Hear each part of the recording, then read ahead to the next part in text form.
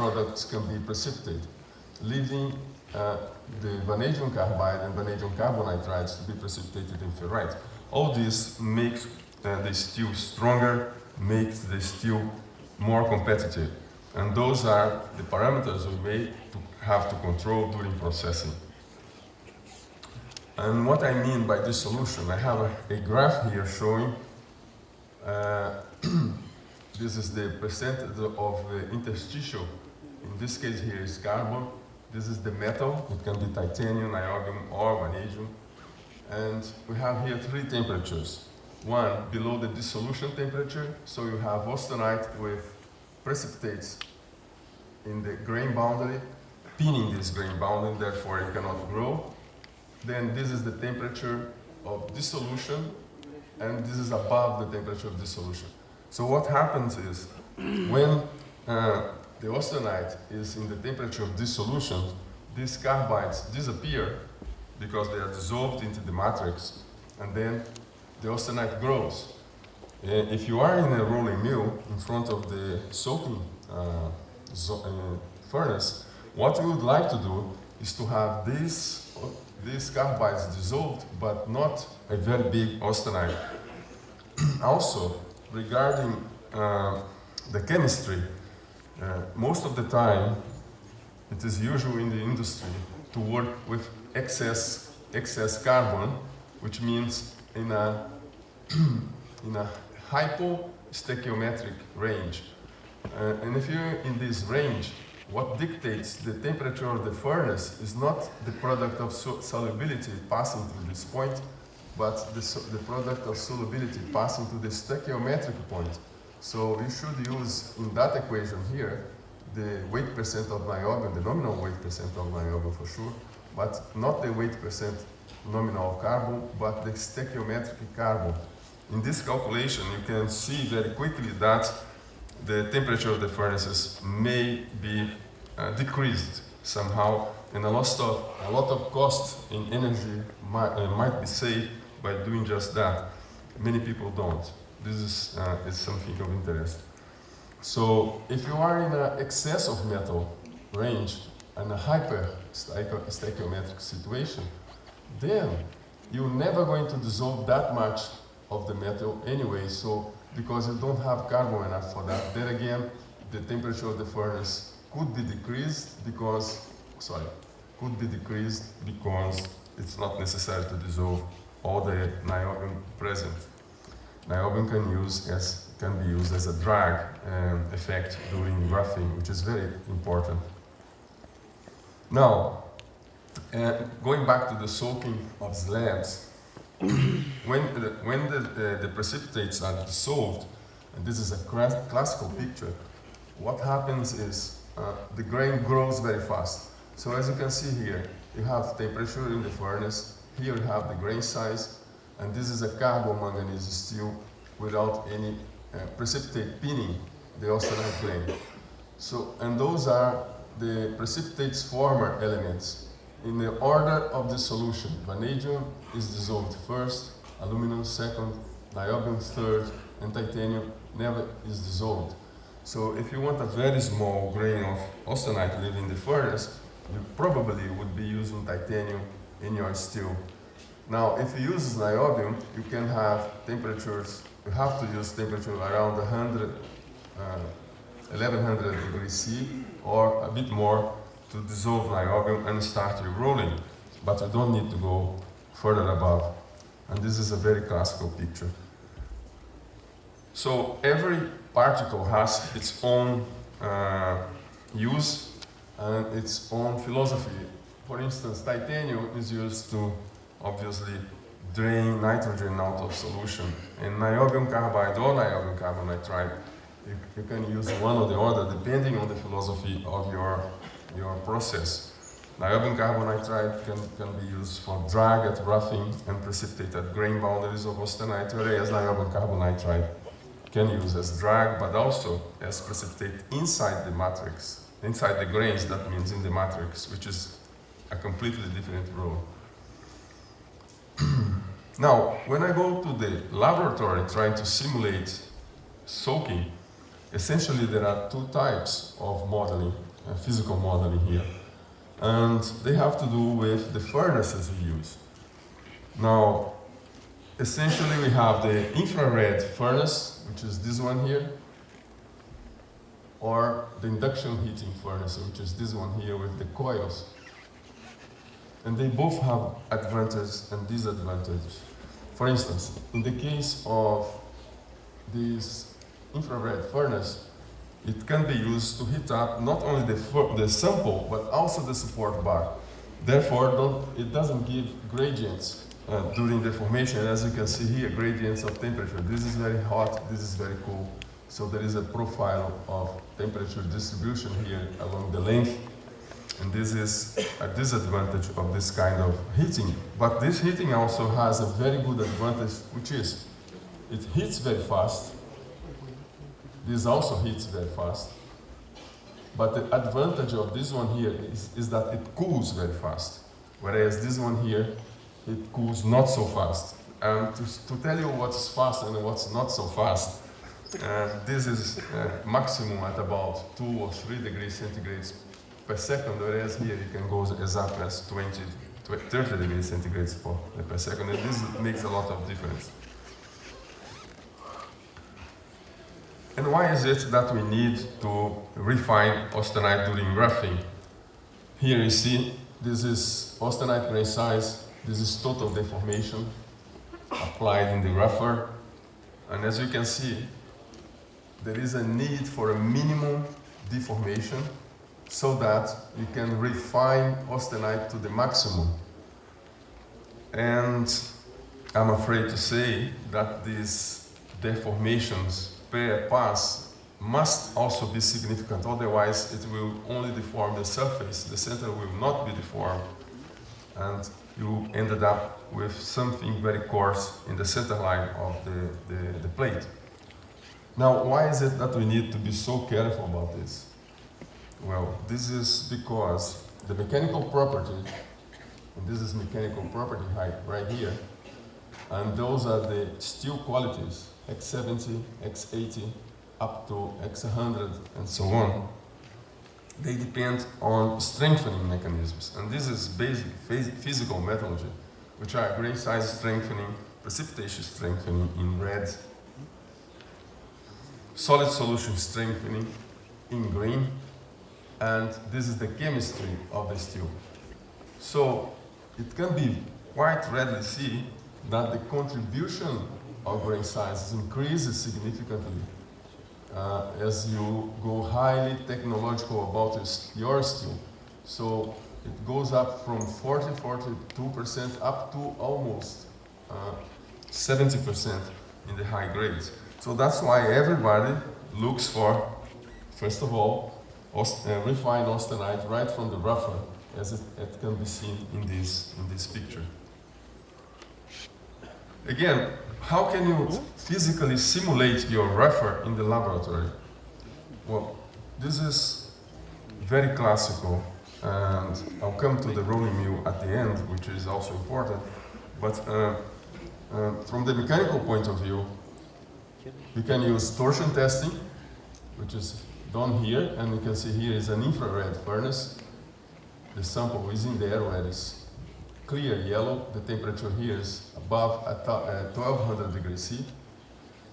The furnace has water circulating through it, so it's not hot in the outside, although the distance between the center where it's 1200 degrees C and the surface is very short. And we have the other type of tests, which is the plane strain compression test. This is a servo test machine at Sheffield University, and this is at McGill University in Canada. And the specimen for plane strain compression is more or less like that. They both have, as always, advantages and disadvantages. And the advantage of torsion is that it's capable of giving many deformations, more than 20 passes, which resembles a lot like hot rolling for one side, whereas for the plane strain compression, the number of deformations is limited. So this is a disadvantage for plane strain compression. But on the other hand, the mode of deformation in torsion is pure shear, whereas in plane strain compression, it looks a lot closer than hot rolling. So you see, it's a trade-off. Every kind of test has its positive and negative sides. It's up to the researcher to use the plus points and leave the minus point where they need. Well, let's go then to the rest period, the period in which we hold the plate for 2 minutes, 3 minutes, even sometimes 5 minutes in the rolling mill, and this costs a lot of productivity. So it's a point of much importance. So you see, here is the reason why the solution of niobium is important. You see here a steel that has no niobium, very little carbon, and recrystallization starts and finishes very quickly. Whereas when I put niobium in, recrystallization is delayed. So they started here at this point, but when I put niobium, it goes to this point. One might say that reducing the recrystallization start point from 0.1 second to 10 seconds in a rolling mill means nothing, but that's, I can tell you, it's very significant and very important. So, what does this? Well, here you can see what they call a precipitation temperature time curve. We have the time in the rolling mill, we have the temperature in the rolling mill, and we have this precipitation start and precipitation finishing curves.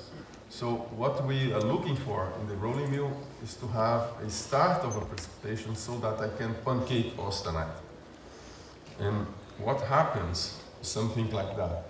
This is fraction recrystallized, this is time in the rolling mill, and when I study, for instance, via plane strain compression or via torsion, how these microstructures evolve, I can see that if you see these circles, square, empty circle, empty squares, are all above 1000 degrees C. So recrystallization starts at a very short time, and at about 1 minute, 1 second, it's already finished. Now when the temperature drops in the rolling mill from 1000 to 900 to 1950, so those square, filled square, and diamond, empty diamond, recrystallization is delayed very much, which means precipitation is occurring. So in that doing, I can have PTT curves as these ones that give me information on which temperature and when precipitation will start. And why is that important? Suppose I had this softening curve here. Again, this is a percentage of transformation. This is time in the rolling mill. Above 1000 degrees, it starts below 1 second, finishes at about 1 second. Now, when I go during the rest period, niobium that delays this recrystallization. That's why I have a dotted line here to a higher period. So instead of having recrystallization start at about 0.1 seconds and finish at about something above 1 second, it's now delayed to start close to 10 seconds and finish close to 100 seconds. And why is this so important? It is because after this delay, if I go to the finisher and give the first pass to the finisher, deformation will give strain induced precipitation. So I give the deformation here in the first pass, precipitation occurs, and then recrystallization is delayed to something before 100 seconds to beyond 100 seconds. That means austenite will pancake. So this is the technology that allows us to reduce ferrite. When it happens, this change of behavior from here to there, then we say that the temperature no recrystallization has been achieved. Another way of looking at this is that we have a delay of recrystallization. Then when precipitation occurs, recrystallization is delayed a lot so that there is no recrystallization and we have pancaking. Now, this can also be explained in terms of what we call critical temperatures.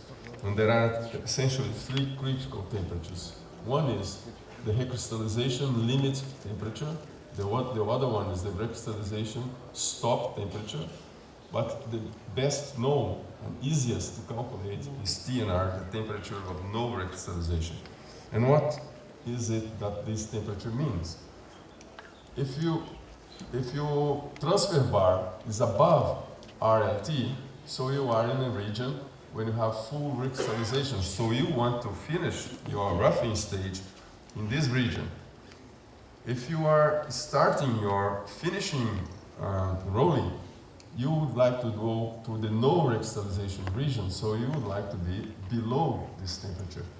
If you are in between this RLT and RST, probably you would have partial recrystallization, which means partial ferrite grain size, which means poor toughness properties, which is very deleterious to the final price of the product. And why is it that we want to pancake austenite? And this graph is a classical one that shows the recrystallized grain size coming out of the rougher. This is the ferrite grain size being produced at the final product. And this is how this ferrite grain size implies in a variation of toughness and increase in strength.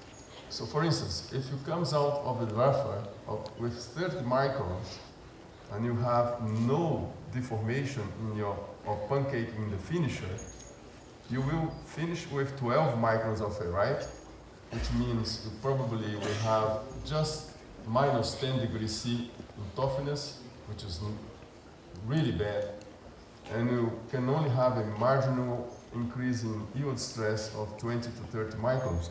Whereas if you're finishing in the rougher with the same austenite grain size and gives a lot of deformation in the austenite at the finishing, for instance, 2.5 times deformation in thickness, then you would finish with a much finer ferrite, something in between 4 and 6, more closer to 4 than 6, which means a minus 100 degrees C in toughness, which is really good, and an increase in yield stress of 150 degrees. So all this has to do with price, selling price, which is very important. After the roughing then, we go to the runout table, and what having is the possibility of air cooling, and here is air cooling, pancake austenite, or accelerated cooling if you have a system in your runout table.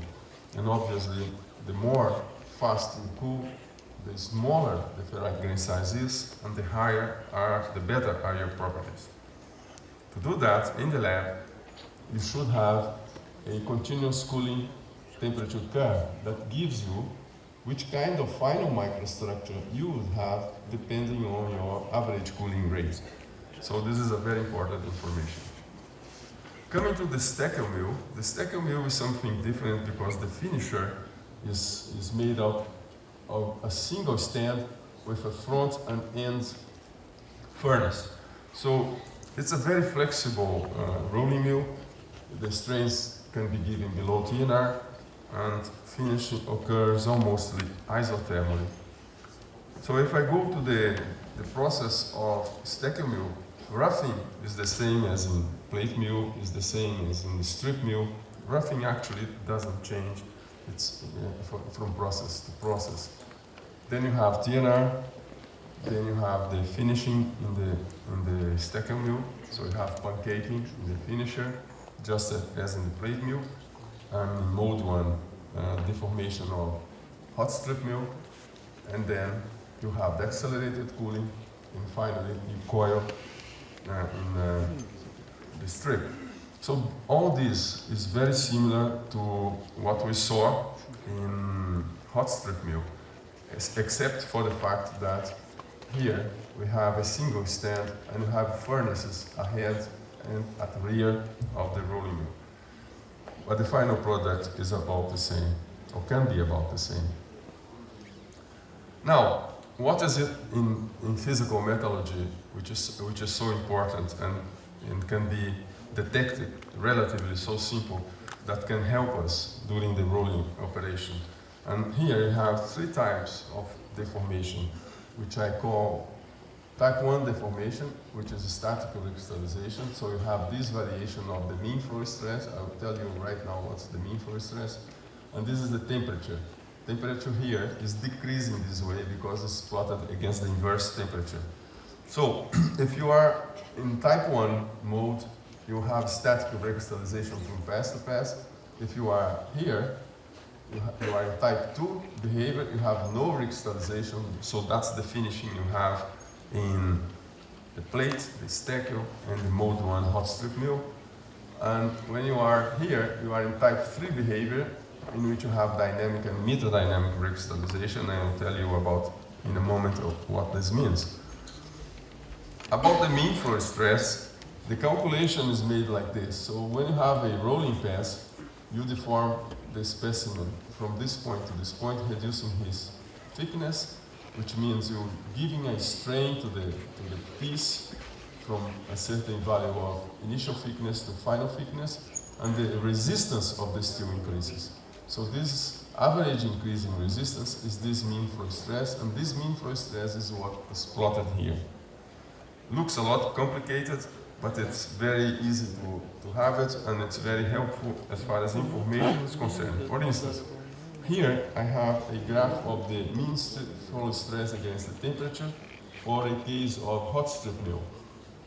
So as you can see, in the rougher of the hot strip mill, I have type 1 behavior, statical recrystallization. I can identify because this line here has a lower slope than this one here. Then in the first 2 or 3 stands, I have type 2 behavior, which means pancaking. After a certain number of stands, I have type 3 behavior, dynamic and metadynamic recrystallization, and then type 2 behavior again. So if I process the data of the rolling mill, I can have this information.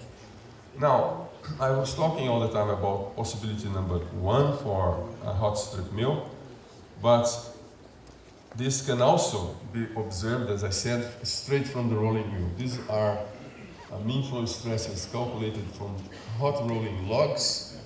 So, as you can see here, for this particular hot rolling mill, I think it is one in Nippon or Sumitomo, I don't know, right now. So we have type 1 metadynamic recrystallization, type 3 behavior happening here, then type 2 behavior, and then type 3 behavior again. And this also is for a rolling mill, in which you can even plot for the stands, not for the temperature, and you can see type 1 behavior, type 3 behavior. So you are sure that you are pancaking your austenite during your hot rolling mill operations.